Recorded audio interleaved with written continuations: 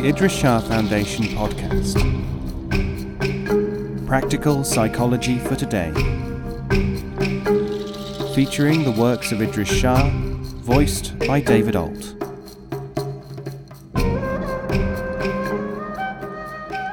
Welcome to the Idries Shah Foundation podcast. In this edition of the podcast, we will hear selections from A Perfumed Scorpion by Idries Shah. This audio has been made available by the Idries Shah Foundation. A School and 11. The Sufi entity is a community and an organism which is neither a tribe nor nation nor an indoctrination machine. Its function, as a school and a leaven in societies, is what has enabled it to develop and flourish again and again in the most diverse cultures. It is worth noting that although all Eastern people may seem to be the same to people in the West, all Chinese look the same to me, their traditions and attitudes vary so very much that there are far greater differences between, say, an Indian and a Persian than between a Frenchman and an Italian. But Sufi enterprises have been as much subject to decay and to distortion as has any other human activity. The fact that human systems are subject to deterioration because of human psychology, of course, as good as imposes the requirement that this change in emphasis and the restoring, reviving function of the Sufis should always be a large part both of their capacities and of their concern. The sheer deterioration in information alone leads to vital elements in traditions being lost, where there is no deep insight. Though I do not suggest that what I am about to tell you is a frequent happening, it certainly does show you what can happen. A London journalist telephoned the United States Embassy there to ask that the Gettysburg Address be quoted in full to her. The information man pondered, she records, and then he said, "Is that a public office or a private residence?" Sufi knowledge is cultivated in its study format, often known as the tariqa, the path, whose activities can be called the studies in Sufism. It is also disseminated through the literary, scientific, cultural, and other established institutions of the day in what might almost be called a department, which we could term studies of Sufism.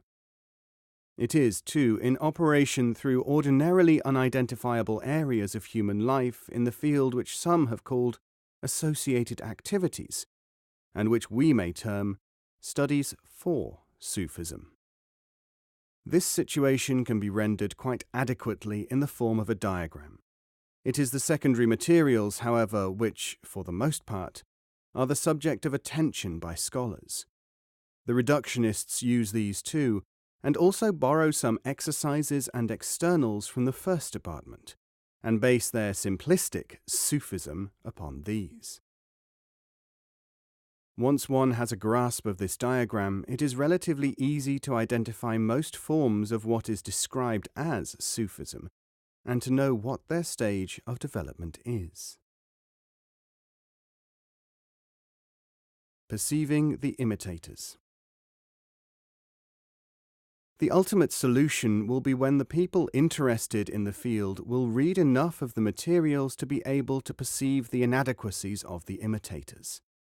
So mass reading materials, tape, lectures, and so on not only provide the shams and the self-deceived with a means of contacting others and of maintaining cults. They are open to be employed to increase the flow of legitimate information and knowledge. On this latter basis, the research and proper progressing of Sufi learning can take place. This is another area where we have found a value in people's having access to a great deal of material and forming conclusions from it. When people read our books, parts of which are designed to give them many aspects of the same thing, reflection of the holistic kind does seem at times to enable them to grasp something of what we are doing, which is deliberately not written down sequentially. When, as often happens, they look at our work and also at that of others, and allow their overall consciousness to scan it and digest it, they seldom appear afterwards to find so much value as before in the work of those whom we refer to as fragmented. So the linear method may be useful in acquiring materials, and the other method, perhaps employing the right hemisphere of the brain, might integrate materials so as to provide reliable guidance for the individual. Of course, the student must be aiming for more than a magic key to be able to profit in this way. When I published in 1964 the book entitled The Sufis, one distinguished literary reviewer, Professor D.J. Enright, in The New Statesman, 25th of September 1964, said that it was a success, though by definition a foredoomed failure. In saying this, he was referring to the fact that holistic experiences cannot be described by linear methods, but that a certain kind of scatter technique used in that book, by giving glimpses and deliberately refusing to follow through with too great systematization, was actually able to create a non-linear impression. What is interesting to me, in addition to the fact that there were even then people who saw what was being done, is that when I quoted this review at the time, people furrowed their brows and seemed not to be able to imagine what a success of a foredoomed failure might be. Since, however, the research about the two sides of the brain has become relatively well known, the reverse reaction is more common. Now it is easy to find well-read people who do understand the reviewer's remark, and that has all happened in a decade or so. I must admit certain exceptions, where people have come to a clear understanding of the intention of operational literature, in spite of the scholastic bias against something they merely want to interpret, not to use.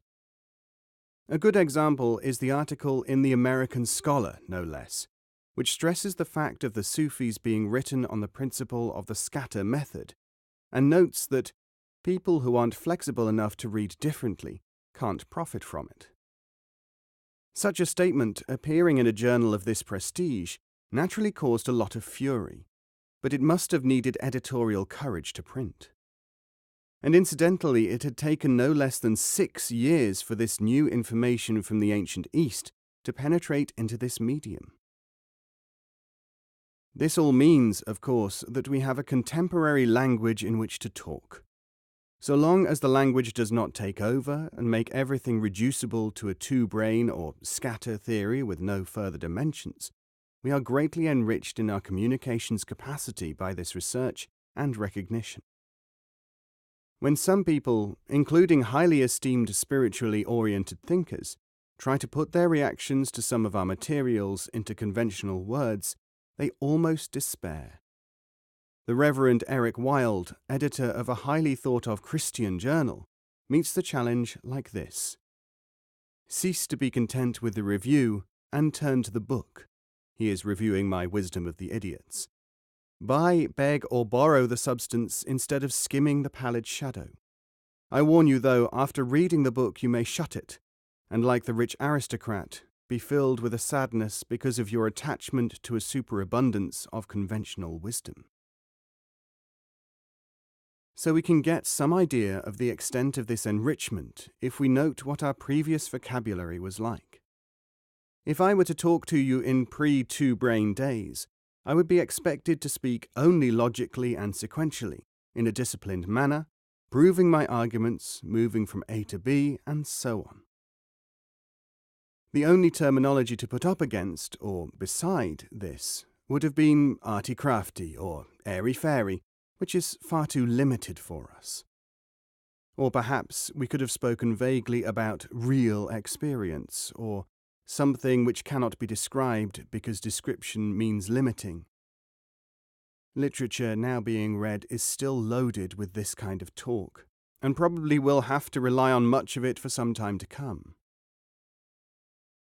But even experiencing something whole, lacking the dignity of a physical organ or mental mechanism to which it could be assigned, was, not so long ago, equivalent in many people's minds to sheer hocus-pocus.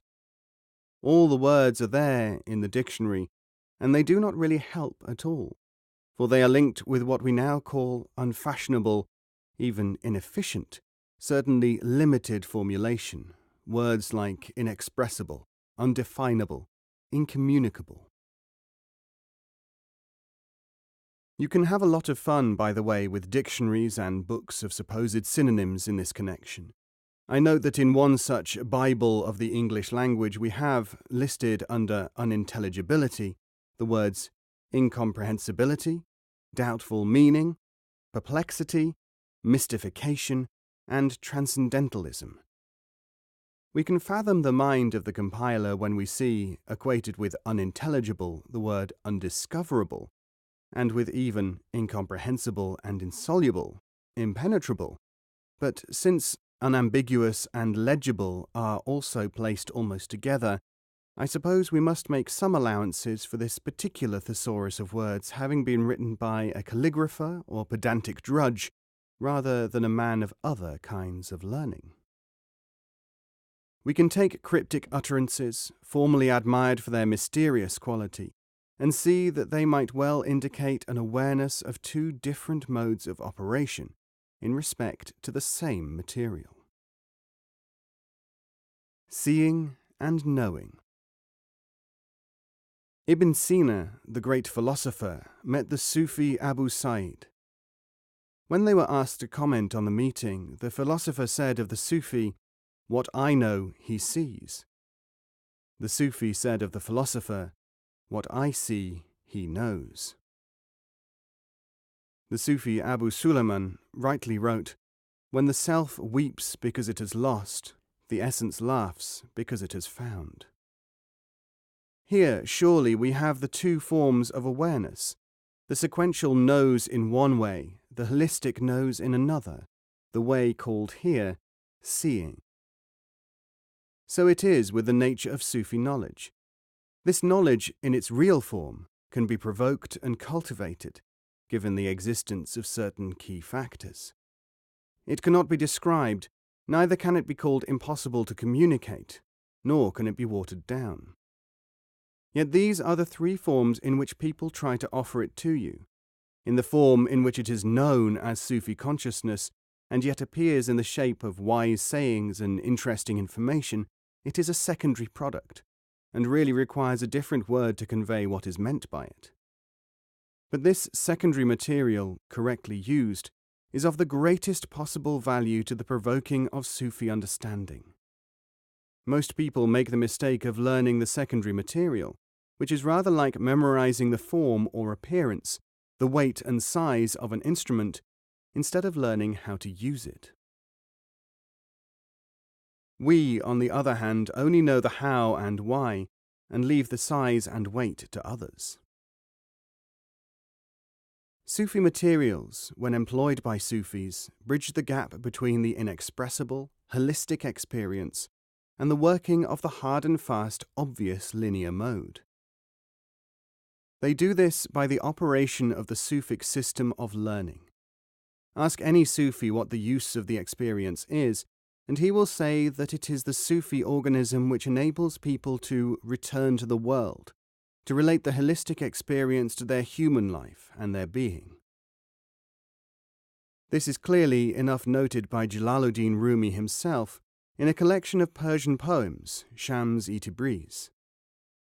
"Every form you see has its essence in the placeless," he says. "If the form goes, no matter, for its origin is everlasting."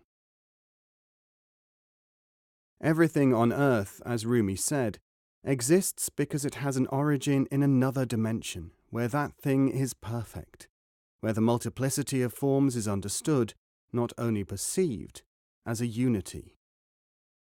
This is why, of course, Sufis regard things of the world as being valuable to help towards the experience of the Absolute and understanding its meaning. Any greater interest in the phenomenal world is regarded as prone to develop into a form of idolatry, the technical term used for fixations and conditioned attachment.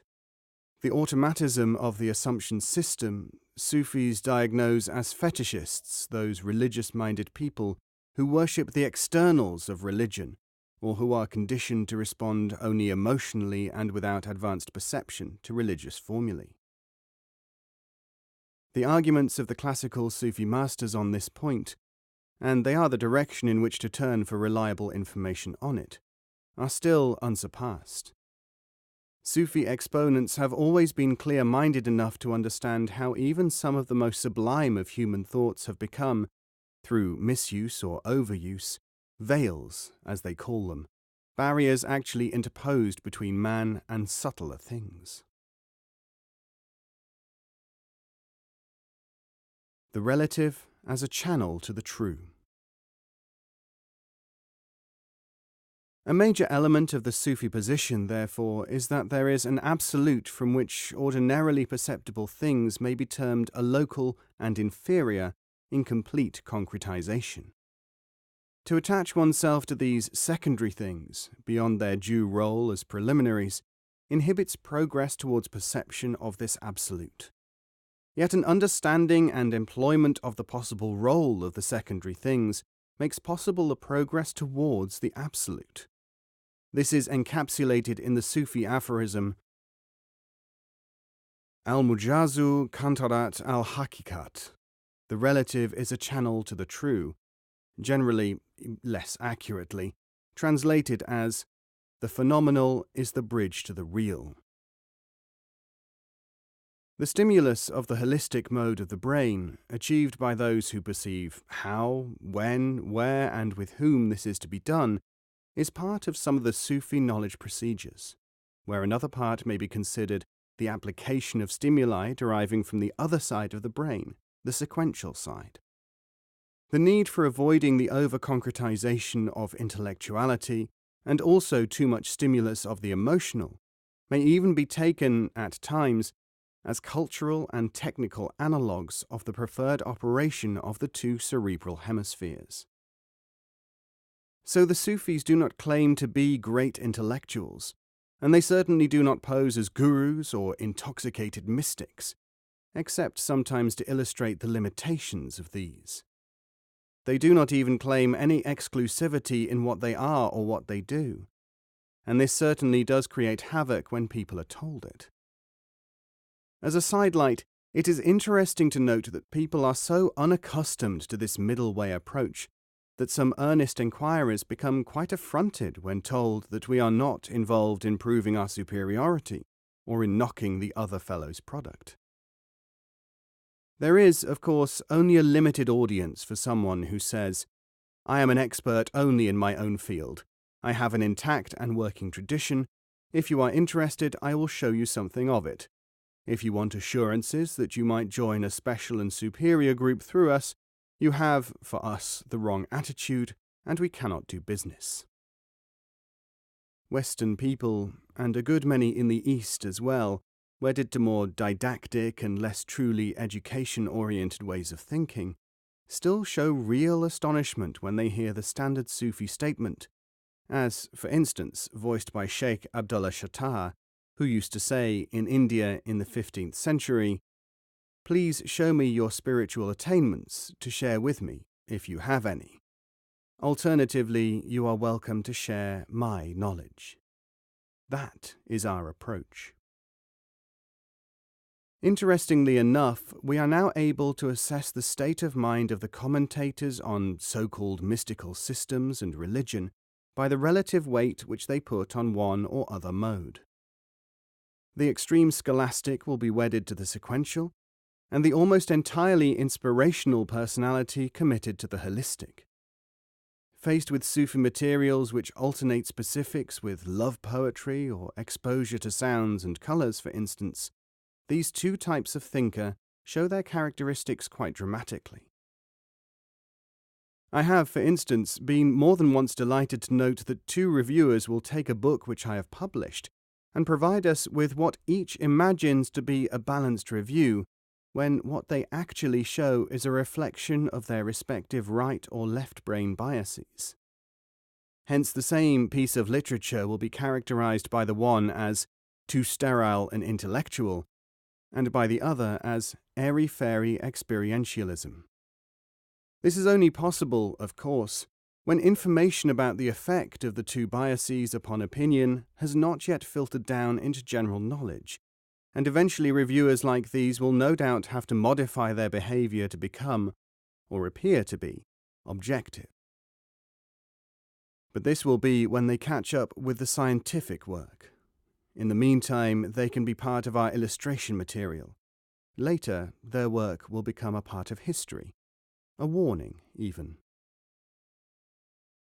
The insulation of the two kinds of brain operation which occurs in societies where there is no real bridge between them, where vocations are divided according to whether they are intuitive or logical, may actually produce a society in which two lots of people cannot talk to each other. Worse, they might talk, but be unable to understand one another. Worse still, they can think that they do understand, but are not likely to understand. Advantages for Sufi knowledge. Analysed from this point of view, there are two possible advantages for Sufic knowledge. Firstly, that what scholars have taken as the incoherence of the Sufis and other mystics may have a newly perceptible rationale. Secondly, that the deterioration of so-called mystical systems into right brain and left brain specializations alone can actually be monitored by a study of the existing practitioners, and the way opened to a not disreputable study of the alternating techniques of those Sufis who have maintained, for at least 10 centuries, the concept and the operation of the bridge between the two modes. As soon as word of the new and powerful approaches you are now hearing gets around in metaphysical circles, you may expect many people to discover or to reveal this as part of their teachings. So I advise you, if you are interested, to investigate what these same people thought about the matter before there was a two-brain bandwagon to get onto, or an assumptions framework, or an objective view of Indian guruism, or even a Sufi, non-lunatic, pedantry-free approach. In the meantime, there is a little story about how the mystic sees both the right-brained dreamer romantic and the left-brained scientist literalist as part of the same kind of person. A wise man once said to a scientist, "Which do you believe, that a primitive creature over millions of years becomes a man, or that a frog instantly becomes a prince?" The man of science was indignant. "What kind of person do you take me for?" he asked. "I know what kind of person you are," said the sage, "but I am trying to establish your opinions on yourself."